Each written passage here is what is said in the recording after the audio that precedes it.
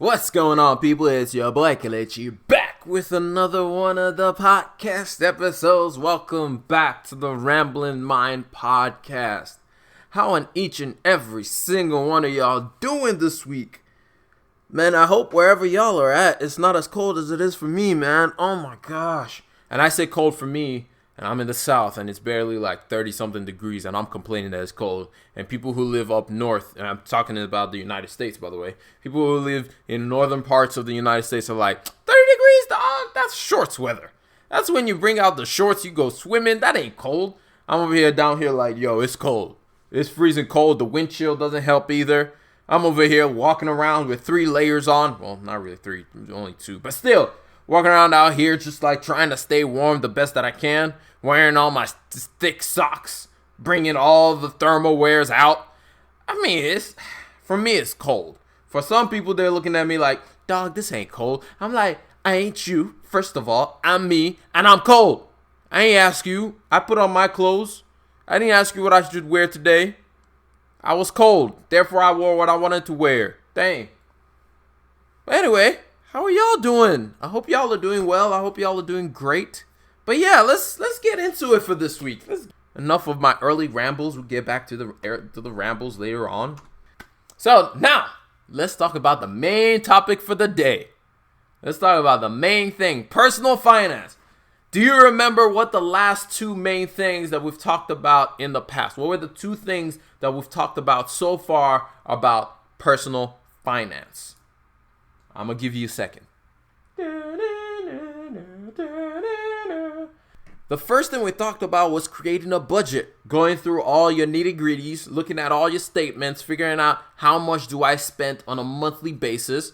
Is my expenditure more than my actual income that I'm getting in? And actually nibbling down and looking at it and making all the notes and saying, okay, this is how much I need to set my life to. Like, this is how much I need to be spending, and all those kind of detailed information that you need to be going through and filling out your budget. And then just creating a budget, going through and saying, I'm only going to spend this amount of money, whether it's using an envelope system or using a software thing like Mint or Your Budget or Every Dollar, or any of these multiple different budget softwares that are available. By the way, I'm not sponsored by any of the ones that I did list, but using those to determine exactly how much you need to be spending every month and how much your life is costing you to live.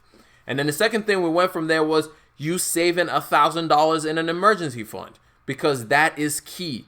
Being able to save $1,000 as quickly as you can, as fast as you can, is key to be able to have control over your money. Instead of your money, like I've been saying over and over, don't let your money control you. Control your money. Don't let your money tell you what it wants to do. You tell your money what you want it to do. Don't let your money determine how you play your life, but you determine how you want your life to go. You take back the control that the money has had over you to a degree, because every time you want to do something or you want to help somebody or anything of that sort, you can't, because 90% of the time you're stuck because you have these limitations because of how your finances are. So these 2 things, number 1 being you created a budget, and number 2 being now you have an emergency fund of at least $1,000, because most emergencies that happen in life, and emergencies will happen in life, and a credit card is not the answer to your emergency, because it goes from being something that was maybe $200 all of a sudden costs you $400. You don't want that. So creating an emergency so that anything that happens, you can take care of it. So number 3 today, and this one a lot of people are going to fight me on. The first 2, it's like, yeah, I rock with that. I rock with creating a budget. I rock with having an emergency fund. It makes sense. This one, and I think this is the one that gets most people, and the one that once you get this one, all of a sudden everything clears up. Like I talked about the first 2 things. I told you that if you do those 2 things, creating a budget and having an emergency fund, that your life will be so much sweeter. I said that in the first thing, that your money, you'll be able to do a lot more than you can. Well, this time around, this third one is paying off all your debt. Starting off with your consumer debt, and then paying off if you have student loans or anything like that, any kind of debt that you have, credit card, car, student loans, title loans, whatever kind of other loans that they give to people, all those debts, paying off every single debt that you have. And then this part is even worse, not having a credit card anymore. Not using your credit card for any expenses. Actually putting your credit card away from you. These two things, paying off debt and not using credit cards anymore. When I say this, a lot of people don't like it. A lot of people don't like it. A lot of people be like, what you mean not using a credit card? That don't even make no sense. You can live life without a credit card.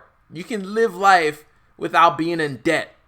And some people will be like, well, I use my credit card. I always pay it off every month. I mean, there are some people that are good about it. But if we're honest with ourselves, if you're honest with yourself, you probably are not one of those people. Let's just be honest. If you first of all, if you're not somebody who already had a budget or thinks about your money regularly or anything like that, or had an emergency fund or anything like that, you probably don't have a credit. You don't use your credit card well. Let's just be honest. Just be honest with yourself. Just be honest. Like, this one is going to be the hardest one for most people to be able to do, is let go of those credit cards. Because it's like it's an easy fallback plan. Like, creating an emergency fund or having an emergency fund is hard because it takes you having to like put money into somewhere that you cannot touch and not knowing when you'll be able to use that money. Where a credit card is like, I just have it. I can just use it real quick. I can just get myself out of this pinch real quick. It's like, no, don't have a credit card. Pay off your debt. Pay off your debt fast. And the way you pay off your debt, before I get into all this credit card stuff, the way you pay off your debt is easy, really. It's the easiest thing. So you have your budget, right? You know what all the expenses that you have to pay every month. You know what those things that you've been paying for since 1995. Every month minimum balance that you've been paying every single month has just been revolving. All your debt's just been revolving. Let's kill that today. The way you kill debt is you list all your debt from your smallest to your largest, and then you start destroying each one at a time. What do I mean? So let's say you have a debt of like $500 on let's say you bought something at like Lowe's and it's $500 and it's just sitting. Let's say you have a credit card that's about $2,000 on there. Let's say you have a car that you're still paying off that's about $13,000 to $20,000. Let's just say $10,000 on the car that you're still paying off. And let's say you also have student loans that's about $60,000, $80,000 in student loans. So you have these four debts. You have these four debts. The smallest one being the $500 one. What you do is you make the minimum payments on every other card. The minimum payment that, you know how like they send you the statement and say you have a minimum payment of $35. On everything else, you make that minimum payment. Because the goal, if you're doing this the right way, is to target these things and hit it hard. With all excess amount of money that you have, you hit them hard. So you pay your minimum on everything else. The credit card that's like $5,000 in there, you pay just the minimum amount that they're asking for. Only the minimum. You pay only the minimum on that one. The car note, you pay only the minimum on the car note. And then on your student loans, you pay just the minimum. But for that $500, if you have $300 left over after you pay everything else, you throw that $300 at it. Which means you're not going to have any excess money to be able to do anything else. But you throw that at it so that you can pay this thing off fast. The way you kill debt is by focusing on each debt one at a time. Dave Ramsey calls it the snowball effect. It's a psychological thing that boosts you to keep doing more. So for example, this part of the psychological thing has already started once you trusted yourself enough and showed yourself that, you know what, I can save money with that emergency fund. You showed yourself that, you know what, I can do this thing. And so now that you've done that, the next step is once you kill that first debt, I remember when I killed my Discover card, when I killed that first one, I was like, you know what is $6,000? $6,000, that ain't nothing. 6,000, what? Bro, we gonna pay this thing off in like 3 months. And we paid that thing even faster than 3 months. It was like 2 or so months, paid that thing off like that. I mean, I know people who I've taken 18 months to pay off over $50,000. I know people who have taken less than a year to pay off their student loans that was like over $30,000. But you have to be focused. You have to be focused. You have to be heavily focused to want your freedom away from debt. To want to be able to tell your money, this is what I'm doing. You can't tell me how to act with what I have made, and I'm going to do it this way. You have to be focused. And then while you're paying off the debt, please don't incur more debt on your head. Please, this is why I say put away the credit card. When you're focused on paying off the debt, please leave the credit card elsewhere. Do not take it with you. Do not use it for daily expenditure. In fact, do not use it for anything. Because guess what? If you're trying to pay off something and you keep on using the card, you will never be able to pay it off, because every $1 you spend is going to turn to $5 because of interest rate. So please do not use the credit cards anymore. Do not incur any more debt than you already have. Please, I'm begging you, please. I know most people are going to argue with me about credit card use and anything like that. If you feel like you can control it, more power to you. I'm not arguing with you on that. I just don't believe that most people can control their credit card use. They swipe it when they're in an emergency situation. When things are going wrong, they swipe that credit card. Instead of having an emergency fund, we fall back on the credit card. That's why the first thing before I even mentioned any of this other stuff was for you to create an emergency fund, so that when a problem does arise, you will fall back on that thing first. You will fall back to your emergency fund first, not on the credit card. So I am begging you, as you start focusing on this, as you start paying off your debts, please, please, please, please don't use the credit card anymore. And for anyone who says and tells me anything about points, bro, how many points have you earned since you had that credit card? What has those points done for you? You've been using that card for 5 years, barely earned $500, still owing $2,000 on the card. What you talking about? Don't even believe the lie of these, oh, I want the points, I want the points. How much do you have to spend before you can get anything for free? You have to spend so much. People be spending all kinds of money. Like we talked about the other day, how one of the reasons why JP Morgan is doing so well is because of people using the new Chase Sapphire card. Because of how much people have swiped that thing. And the debt ratio just keeps on climbing. And they're making money off of you. For every single person that tells me, oh, you know what? I know how to use this thing. They're not making any money off of me. So you'll stop lying to yourself. Stop lying to yourself. When was the last time you actually paid off your entire credit card statement at the end of the month? When the balance was actually zero. A lot of us carry around rolling over debt. We just keep rolling over the debt. And it keeps on charging up. It just keeps on charging up. And we keep on swiping that card. Keep on swiping that card. And we think, oh, you know what? It's cool. I'm cool. I'm good. I'm good. I keep paying it off. I'm good. I'm good. And then when an emergency comes up, we freak out. We spaz out because our money is not our own. Everybody has to collect their own share. First of all, you got to pay all your utilities. Got to pay for your house. And then you got to pay for everybody else that owns something from you. Just coming and collecting their money out your wallet. Just taking your money out. Oh, I'm hungry. They're like, they don't care about you being hungry. They got a business to run. So they're just taking their money. They're just taking it. Dipping their hands in your pocket. And just deciding what they want to do with you. So please don't play with yourself. Don't play yourself thinking, oh, I get points.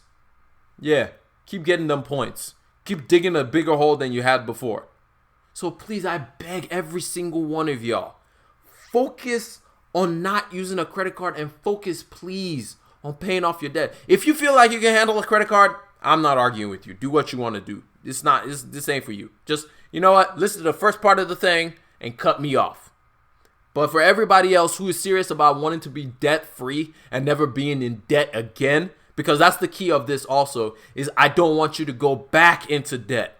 I want you to be free from this. I want you to be able to do whatever you want with your money. I want you to be able to invest in yourself. I want you to be able to help other people. I want you to create things rather than always living to survive. I want you to thrive. I want you to be greater than you can imagine for yourself right now.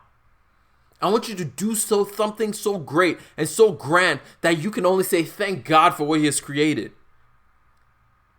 So I want everyone to be able to thrive. I'm tired of seeing people in my generation suffering. Every day I'm reading articles about how millennials owe the most amount of money and are suffering the most in this context that we have. Like millennials are suffering so much.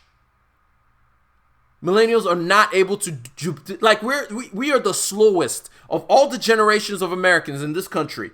We are the slowest at being able to buy a house. And buying a house is the number one way you can build wealth for yourself. And so they complain about the wealth gap being greater. What do you expect? Millennials are coming out of school with greater debt than ever before. I understand that. But why inflict yourself with more punishment? You went to school. Fine. You have debt of whatever amount that you have from school. Fine. But then there's no reason for you to add more to it. Don't add any more trouble than you already have to deal with. My only thing is simple. I have 3 strategies. Create a budget. Have an emergency fund. And pay off your debt. And stop using credit cards and lying to yourself. Just stop it. Please. Please stop it. It doesn't do anything for you. And please don't be leasing a car. That doesn't do anything for you. Please don't. But that's a topic for another day. But these 3 things, I believe that if you do these 3 things, your financial life will forever be changed. Not just for yourself. Think about the generations that are to come after you. So please, when it comes to this, I'm very, very, very harsh about this. Because it's serious. I'm tired of seeing people in my generation suffer. Tired of seeing people in my generation not being able to live the life that they should be living. Or not being able to help the people around them. More importantly. I'm just tired of it. I want my generation to thrive. I want the people around me to thrive.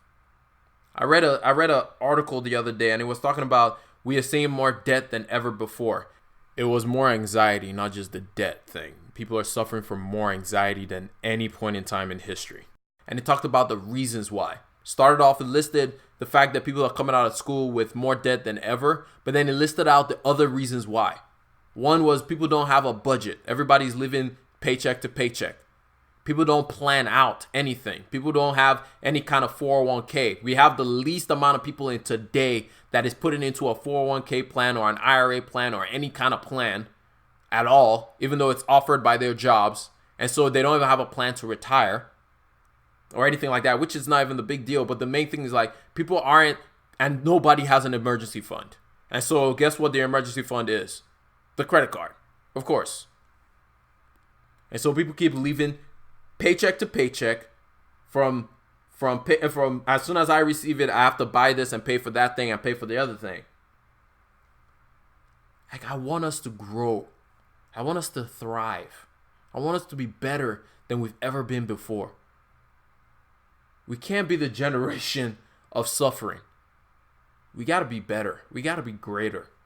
I want us to be much greater, to do greater things than we can imagine, to help our neighbors, to be more loving, more generous, more open. And the only way we can do that, the Bible says that love those as you love yourself. Guess what? If you can't help yourself, then there's no way you can help somebody else. The other day I was talking to my sister, and one thing I imagined or I just thought about, this is more biblical. The Bible says the Lord's Prayer, Our Father who art in heaven, hallowed be thy name, thy kingdom come, thy will be done on earth as it is in heaven. Give us this day our daily bread. Give us this day our daily bread. And then the Bible says that why worry about tomorrow? Because tomorrow has its own troubles.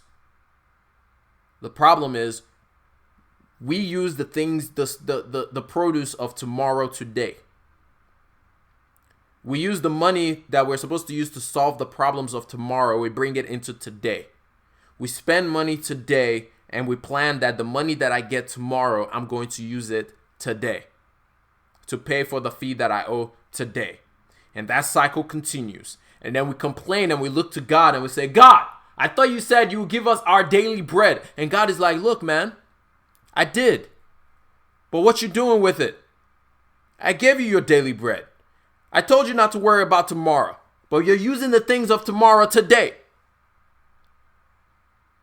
So look, we got to be better, man. We've got to be better. The way you pay down debt is you have a budget, you have an emergency fund, and then you list all your budgets from the smallest to the highest.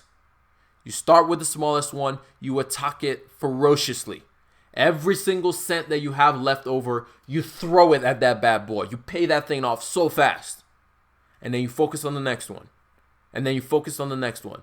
I'm not saying it's going to be easy. It's not. Oh no, it's not going to be easy. By no means or by no imagination is this thing going to be easy at all.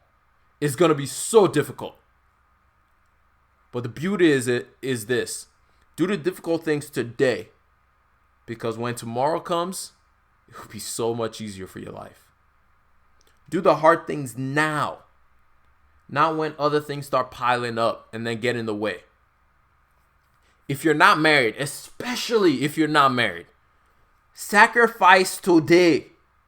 Because when you do get married, your flexibility is gone. You, living by yourself, can survive on just rice and beans.